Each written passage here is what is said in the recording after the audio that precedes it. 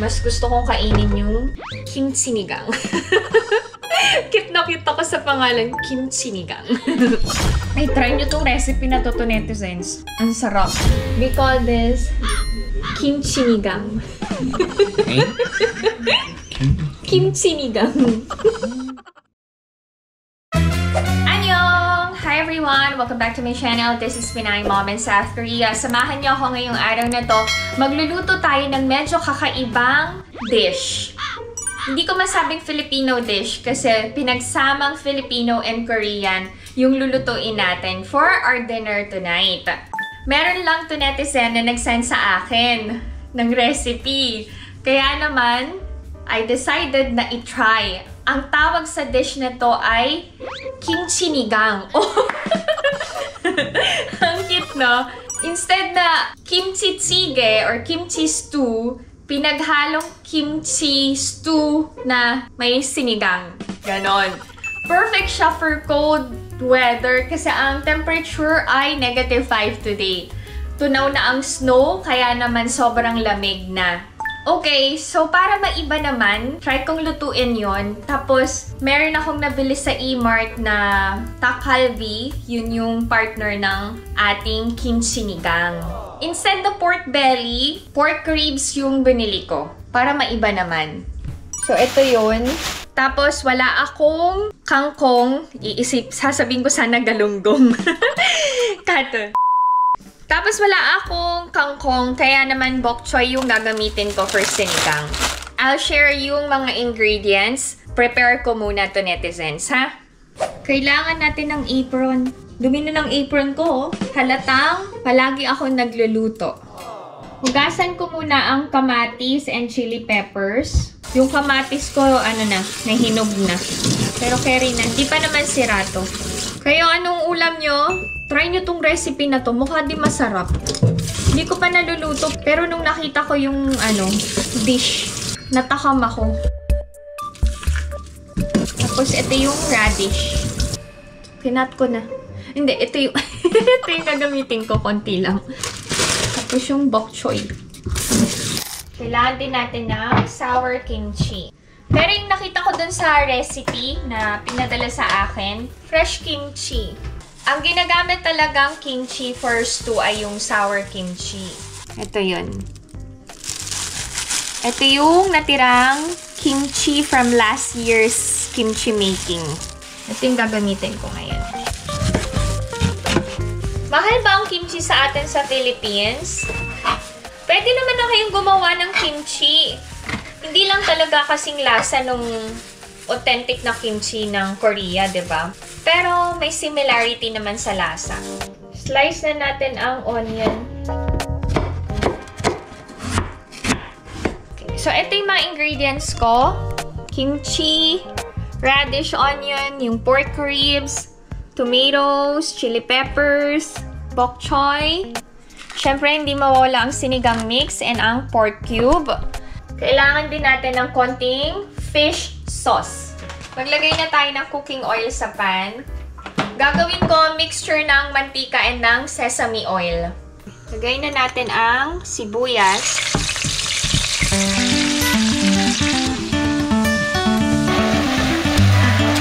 Okay, lagay na natin ang ating pork ribs. Nilagyan ko ng bay leaves. 2 lang. Pantanggal lansa. Takpan natin. Okay, lagay na natin ang kimchi.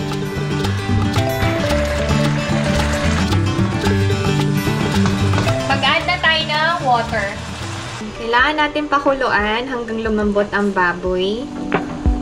Takpan natin. Last time na nagpunta ako ng E-Mart, naka-time sale ang takhalbi. So, original price, isang pack is 28,900. Since naka-time sale, 2 packs, 15,000 won na lang. O, diba? So, ito na yung partner ng kimchi-nigang. Ang cute, no? Kimchi-nigang. Ay, dami din, oh. So, ito na siya. Ready na tayo maglagay ng sinigang mix. Konti lang muna. Maglagay na din tayo ng pork cube. Parang lahat ng ulam namin today kulay pula. Kailangan natin takpan ang takalbi. Medium heat lang.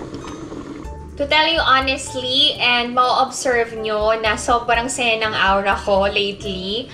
Kasi I'm enjoying preparing and cooking for my Korean family, especially for my husband. Lalo na hindi pa siya masyadong busy. Kasi kapag nag-starting project niya, I'm sure palagi nang may OT and seldom na namin siyang makakasama ng mga kids. Lalo na ako kapag dinner time. Hindi na siya ganun kaagang makakauwi sa amin. Lagi nang late yan and stress sa work. So as much as possible, ngayong may time siya na umuwi ng maaga, ini-spoil ko talaga and pinapamper ko si Alex by cooking masarap na food. And syempre, sobrang maalagaan, maasikaso ako kapag nasa bahay siya. Kayo ba to netizens? How do you spoil your husbands or your partners? Share nyo nga para makakuha ako ng tips sa inyo. Pwede na nating i-cut. Kasi medyo malambot na. O, ganyan siya. Bite size. O, diba?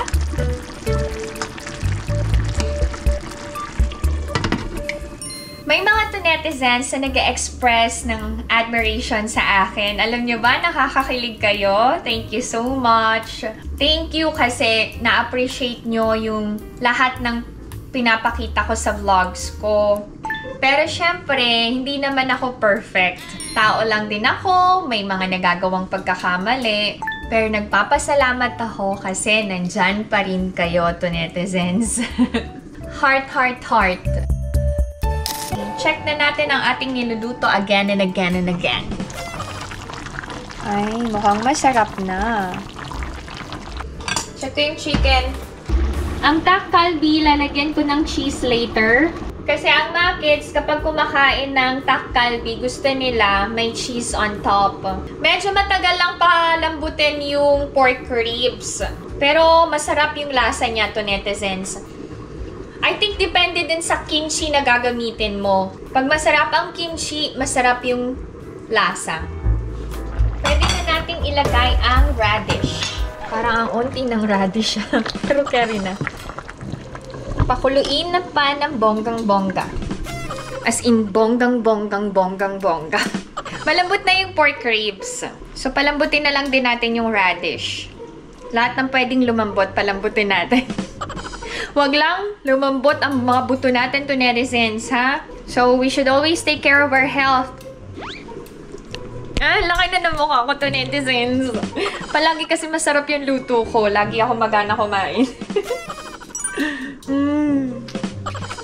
Gutom na ako. Kain tayo ng pulveron. Ang sarap talaga ng pulveron, no? Pero isa lang kanayan ko. Baka mawalan ako ng gana sa niluto ko. Diba kapag kumakain ng matamis, nakakawala daw ng appetite. Totoo ba yun? Correct me if I'm wrong, ah. Tikman natin. Uy! Sakto! Hindi ko na kailangan lagyan ng fish sauce. Malasa na. Pwede na nating ilagay yung gulay.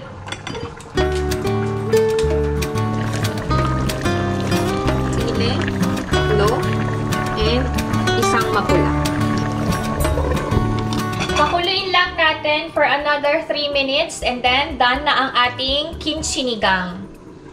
Parang mukha siyang kare-kare, no? Pero mukha naman masarap. Ay, ang sarap na naman ng kain ko nito. Ay, nako.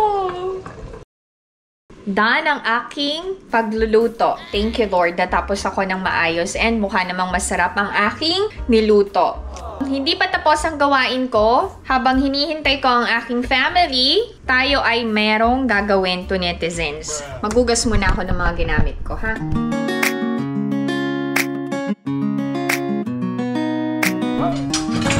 Kailangan mag-refill ng dishwashing liquid.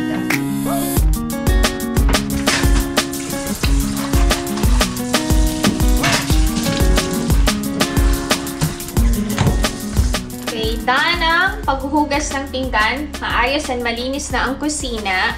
Nakaschedule ako tonight ng pagpapolish ng dining table and chairs.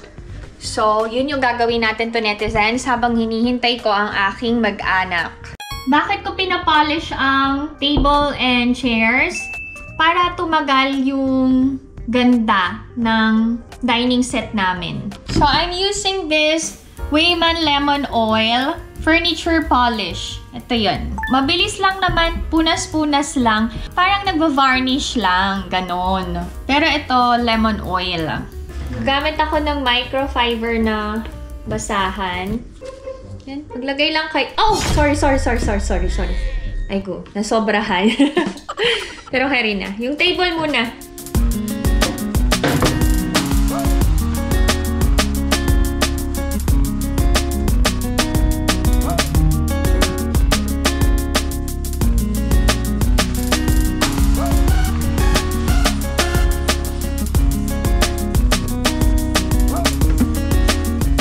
Maamoy ba? Hindi siya maamoy.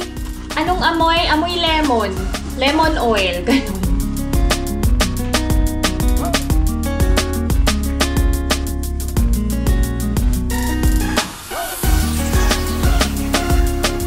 Tapos na tong table. This time tong long chair naman.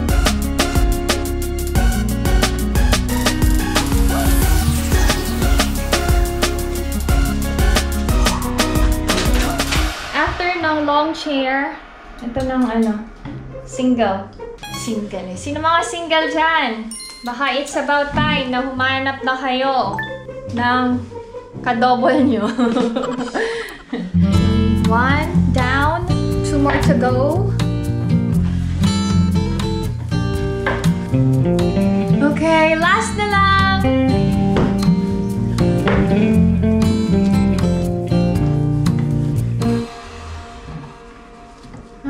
Para maganda na ulit. This time, pupunasan na natin ng basang-basahan.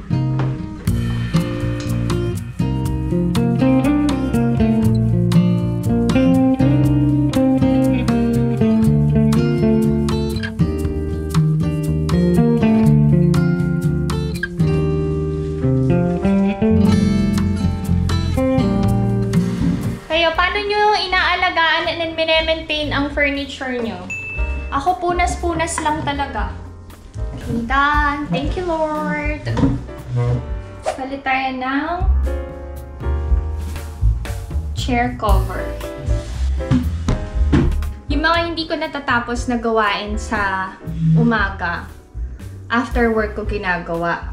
Habang wala pa ang family ko. Kaysa mag-cellphone ako na mag-cellphone.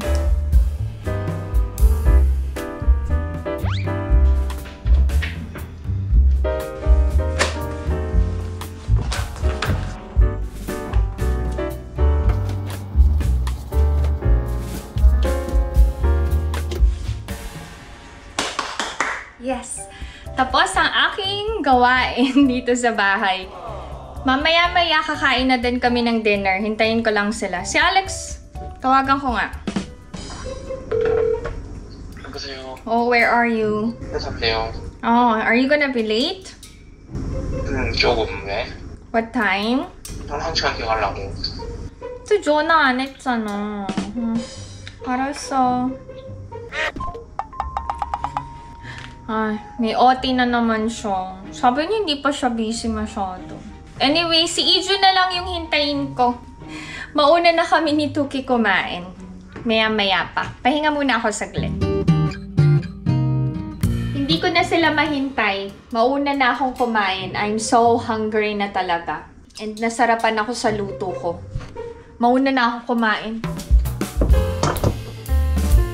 Kakain ako ng lahat ng luto ko. Pero yung chicken, konti lang. Mas gusto kong kainin yung kimchi sinigang. Cute na cute ako sa pangalan, kimchi sinigang. Hindi na ako to netizens. Cute nyo. Kain na tayo, gutom na ako. Wait. Since wala akong kasabay, manunood ako ng Korean drama. Okay. Nag-trending kasing Mr. Plankton. So, pinapanood ko ngayon. Sarap pa naman ang luto ko. Tapos mag-isa akong kakain ngayon. Ay, nako. Ang hirap na puro busy ang member ng pamilya.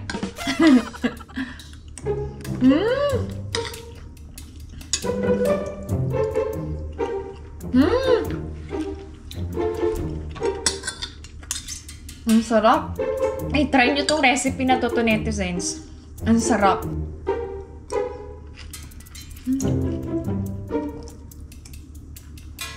Try natin yung chicken. Lambot din. Sakto yung luto ko ng manok. Lutong-luto. Dati, tinitiis ko yung gutom ko para makasabay ang family ko. Pero ngayon hindi na. Kasi hindi ko may enjoy yung pagkain kapag nalipasan ako ng gutom. Kain tayo to, netizens. Alam nyo ba, habang lumalaki yung mga bata, pakonti ng pakonti yung time nila with us. Lalo na with me. Unlike nung mga maliliit pa sila, palaging, Oma, Oma, Mommy, Mommy, ganyan. Kaya kayo na mga little pa ang mga anak, i-enjoy nyo bawat oras na meron kayo with them. Kahit gaano kakulit at tigas ng ulo. Enjoy nyo din yan. Pamimiss nyo yan. Okay. Masarap yung luto ko to, netizens. And feeling ko magugustuhan ni Alex, Ina, and Ijun. Kakain lang ako habang nanonood ng K-drama, ha? Kayo na maghintay dun sa 3. Palagi na ako naghihintay sa kanila. Diyan lang kayo. Tapusin nyo na tong video na to. Ha? Thank you. Okay. Alex is already home. We call this kimchi sinigang. Kimchi sinigang. Try na. You just try. You might like it. Kimchi sinigang. Kimchi sinigang to me. I bought this in E-Mart. 닭갈비? Yes. sinigang. Try na. 괜찮지 않아?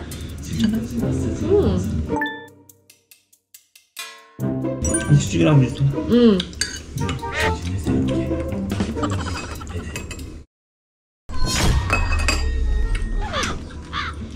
You didn't call me again. I thought you were gonna come home early. 당신이 나한테 전화하면 되지. 아니, 아까 전화했는데. 몰라. Anyway, you say sorry. Sorry. 나gustuhan naman niya. Aresta. I forgive you.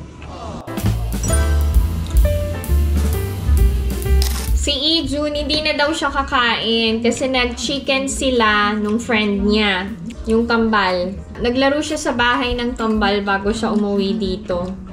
Nag-buy daw ng chicken si Imo. Yung mami ng kambal. Masarap, hindi masarap. 아니 근데 이거 꼬주 이게 꼬다리도 안 따고. Originally, we don't take this out. We don't take out the stem when we cook sinigang. Diba, pag nagsisigang tayo, we don't take out the stem. At least, kanakain ni Alex. 잘 lang kayo.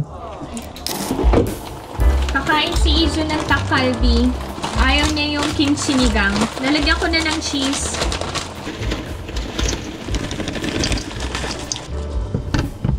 Nag-ask ng rice, nagugutom daw. Sabi niya, busog siya. Cut na kami.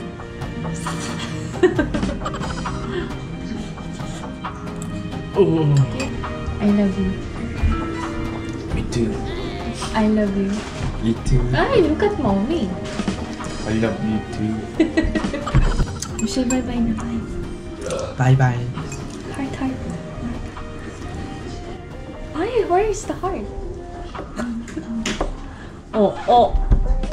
하트 맞죠? 하트. That's not a heart. That's not a heart. Ay, kuya.